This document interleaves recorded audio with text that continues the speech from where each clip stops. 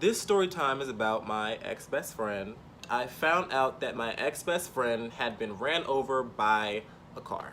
The last time I saw her, we weren't really on the best of terms, and I thought, let's be mature. I was like, life's too short. Let's make up. Let's see if we can resolve our issues. We're going to refer to her as, we're going to call her Chuck Norris.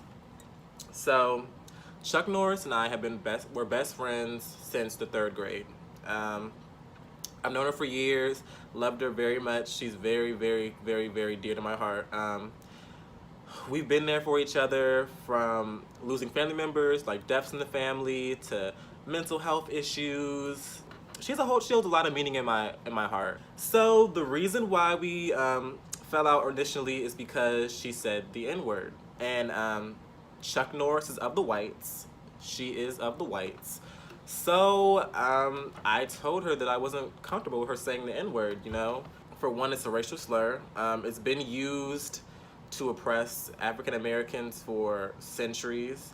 And I mean, if you're not really racist, you shouldn't have a desire to use a racial slur. And of course her argument was, I don't say it in a bad way, you know that. I just say that. I'm like, I'm not comfortable with you saying it. I'm just not.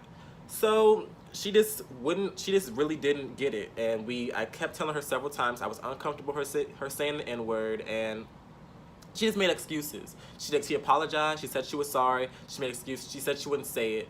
But in the course of the car ride, she said it 3 times. Like, we had the conversation over and over, and I was just done. I wasn't gonna waste my breath anymore. And I went to go visit her, which in hindsight probably wasn't gonna go well in the first place. But I saw her. She was limping. She had contusions in her arm. She had a giant tire mark across her stomach where she had been ran over by the tire. So I felt bad, and within a good 5 seconds of us talking, she drops the N-word, and I'm like, come on, sis, no. So then I'm like, you know what? Let me calm down. Let me not freak out. Let me not be too much.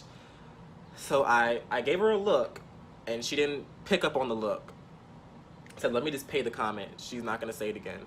We're talking, and there was a 3rd friend there, a 3rd person I grew up with, and she said it again, and I was like, come on, girl.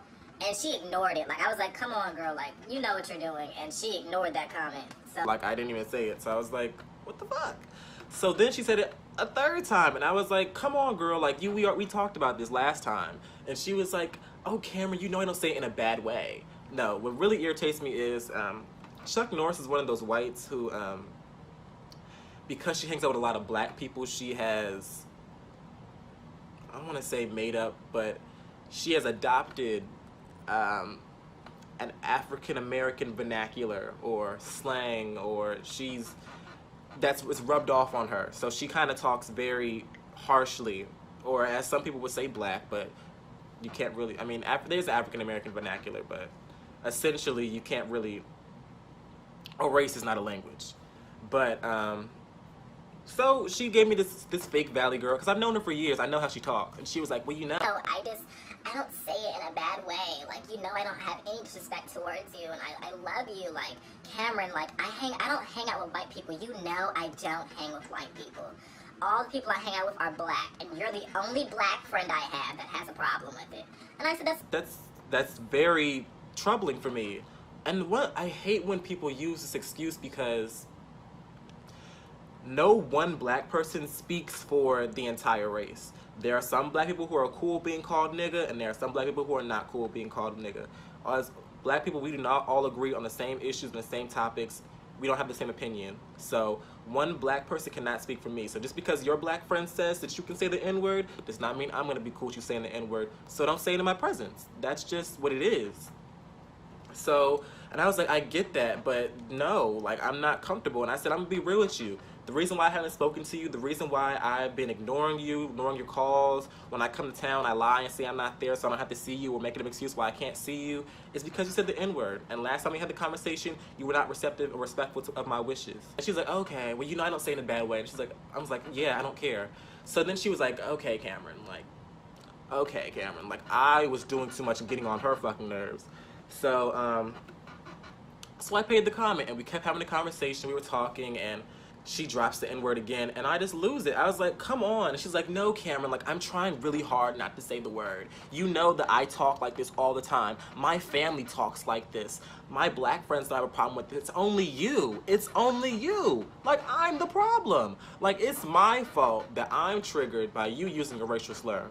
That it's my fault that I'm not being a coon and allowing you to be disrespectful towards the African American community by using that word. So I just went off on her. I was like, I don't care. I don't believe that BS, because you mean to tell me you can't exclude one word out of your vocabulary? Like, you have to say it. It's just something that you just can't help. You can't get over. You can't stop it. I don't believe that, because when you go to work, you don't curse. When you go to work, you talk a certain way. When you're around your family, you talk a certain way. I don't curse around my mom because I have respect. I don't curse around work because I have respect. I don't say the N-word at work because I have respect. And I know if I say that word, that's unprofessional, and I can lose my job. And for all the white people who are like, I can say it, like, you guys can say it so we can say it, it's freedom of speech. It is freedom of speech. It is freedom of speech. You have the freedom to say that word, but you also have the freedom to get smacked. To get popped. Have that problem. If you're gonna say a racial slur, whether it be one against Muslims, Mexicans, blacks, whatever, you have to deal with the consequences. It is hate speech, and it's not protected underneath the freedom of speech. Like, you can't say fire in a movie theater and say that it's freedom of speech. You're gonna get arrested. If you're a white person and you go to your job and you say the N-word, you're gonna get fired. If you're a white person and you say it at a college campus or a high school campus, you're gonna get expelled. So why say it? And especially when we live in a social media era where white people are being recorded doing racist acts, weaponizing the police against black people, and are losing their jobs, having reputations ruined, losing businesses, their livelihood in danger. So why? Why would you risk losing your job? Why would you risk not being able to feed your family, feed yourself? Why would you risk your reputation? Because that sticks with you. Like, the internet is forever, and any employer can look up a video on YouTube of you saying the N-word, and you're out of a job. So I would just say, don't risk it. So I went off on her. Cursed her out.